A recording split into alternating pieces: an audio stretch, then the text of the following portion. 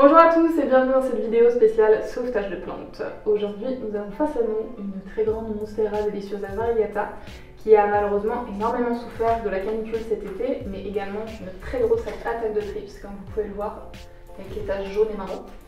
Et bien, je vais vous montrer pas à pas que faire dans ce cas pour essayer de la sauver. Alors, comment va-t-on faire pour sauver cette si grande plante? Et bien, tout simplement en la bouturant et en plaçant les boutures dans un grand vase d'eau. Allez, on y va, c'est parti. Pour cela, vous aurez besoin d'une paire de gants. C'est vraiment très important de se protéger les mains quand vous coupez une Monstera parce que la sève de la Monstera est très toxique et ça peut vous provoquer des irritations sur la peau.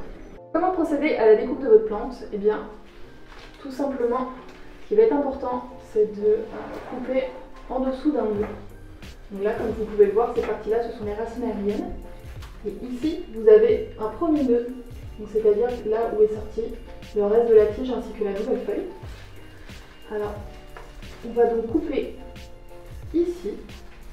Vous gardez quelques centimètres en dessous du nœud, c'est important. Voilà. Vous avez ici votre première bouture. C'est une bouture de tête. Alors, dans ce cas précis, comme la plante était infestée de thrips, comme vous pouvez le voir avec les taches marron et jaune, ce que je vais faire, c'est que je vais couper les feuilles qui sont inutiles et on va le dire aussi pas très belles. Si vous voyez, ce sont deux racines aériennes qui vont, elles, se développer une fois que vous allez les mettre dans l'eau. Je vais aussi, par la même occasion, couper cette partie-là.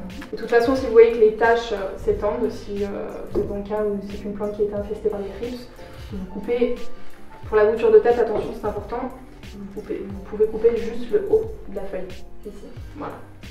Hop, une première dans l'eau, et on continue comme ça pour tout le reste de la plante. On veille bien à couper bien en dessous d'un nœud et en laissant quelques centimètres. Hop. Une autre belle bouture avec une feuille très abîmée. Donc pareil, vous pouvez la couper, il n'y a pas de souci. Vous allez vous retrouver avec des boutures qui sont plus petites forcément, ce sont des boutures de tronçon. Donc vous pouvez les mettre comme ça dans l'eau. Moi je vais faire des boutures qui sont un petit peu plus longues. Alors là vous avez le parfait exemple des racines aériennes qui sont extrêmement longues. Elles vont peut-être se casser quand vous allez les mettre dans l'eau, c'est pas très grave, ça repoussera à un autre endroit. Mais vous pouvez tout de même tenter de les mettre dans l'eau.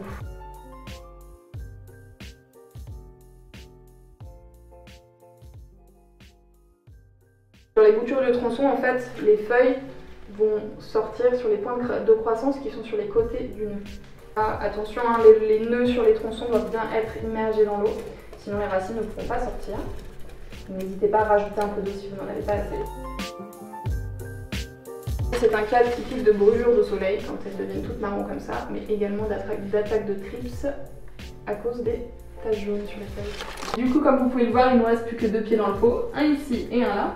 Comme on a coupé leur tête, ne vous inquiétez pas, la croissance va reprendre naturellement sur le côté d'un des troncs. Alors pour l'arrosage, attention, il va changer puisque comme j'ai coupé les trois quarts de la plante, elle va forcément avoir besoin de beaucoup moins d'eau. Donc faites juste attention à ça si vous ne souhaitez pas changer de pot.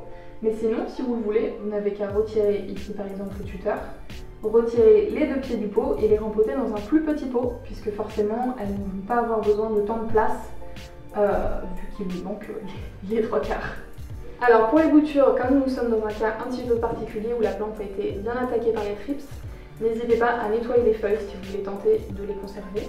Mais si vous voyez que les feuilles commencent à brunir ou à devenir tout jaunes, eh bien pas de souci, vous pouvez les couper et attendre gentiment que les boutures racinent.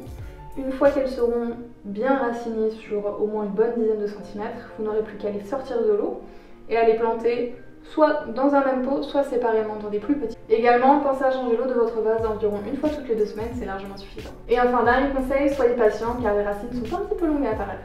Merci d'avoir regardé cette vidéo et bon sauvetage!